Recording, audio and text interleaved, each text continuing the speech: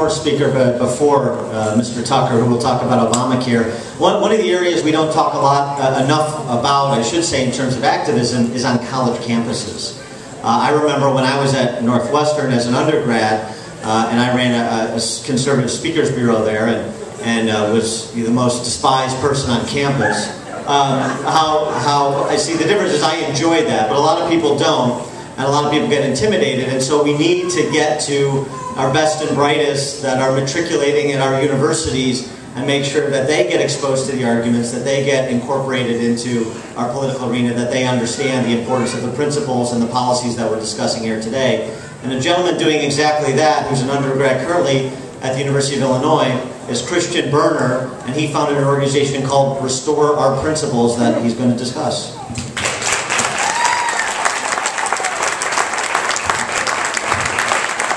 Thank you. Let freedom ring. Let freedom ring. It's such an honor to be here today. My name is Chistiaan Burner, and I'm the president and founder of Restore Our Principles.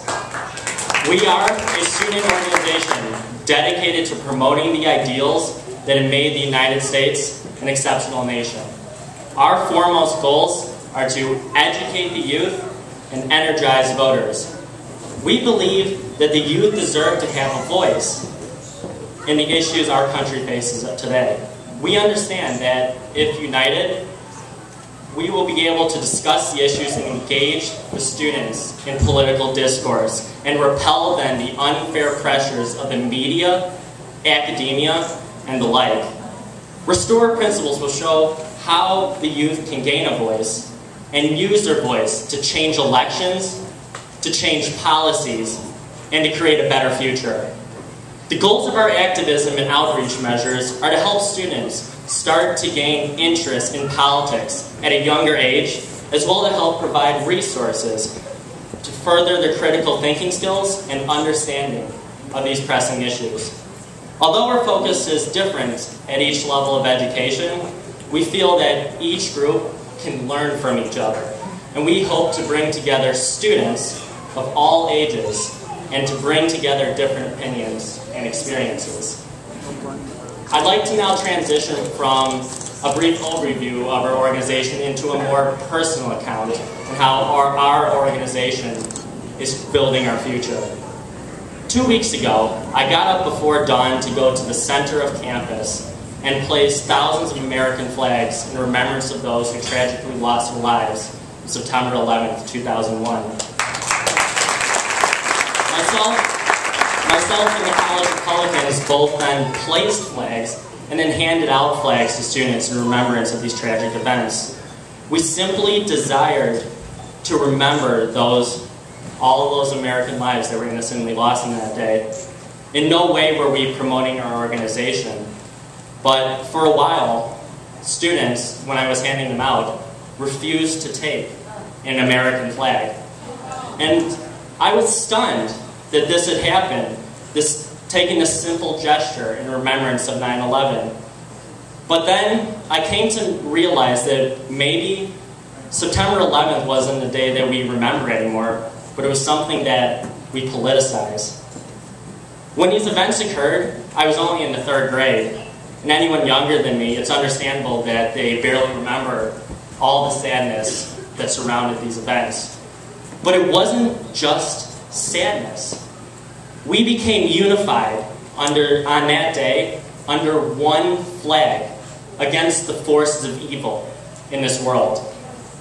I believe then that many students refused an American flag because they did not want to take sides in a dispute over our actions as a nation after this day.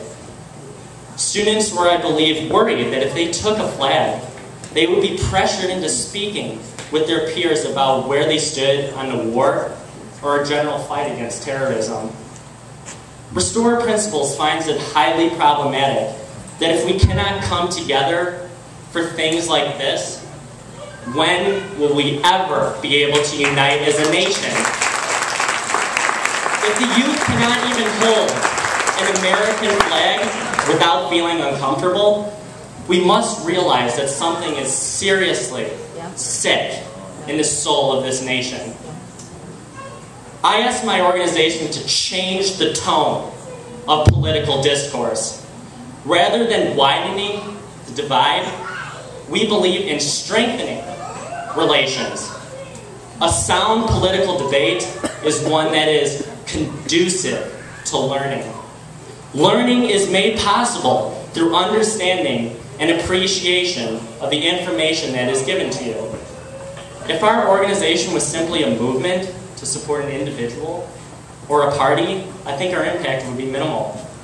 We would have to focus on elections and think in the short term rather than ultimately the future of this nation. We support principles over politicians, not because we have an animosity towards politicians, but because we realize that the only way that we can get this nation back on track is to promote the ideals that have made the United States an exceptional nation.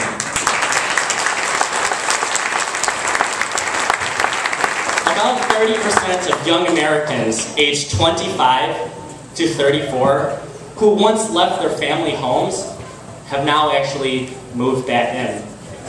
How are these young Americans going to vote this coming election? In 2008, Barack Obama laid out for us this basic American promise. He said, if you were willing to put in the work, the idea is that you should be able to raise a family and own a home, not go bankrupt because you got sick, because you've got some health insurance that helps you deal with those difficult times. Just send your kids to college and put away some money for retirement. That's all most people want.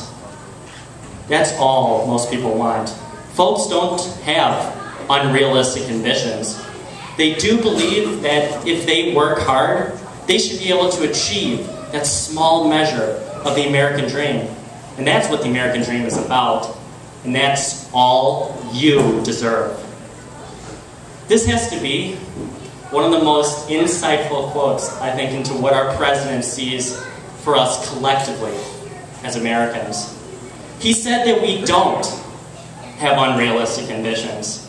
So, what kind of ambitions did Mark Zuckerberg, Rockefeller, or Steve Jobs have? What kind of ambitions were those? Where would we be if the entrepreneurs didn't build, or the investors didn't invest?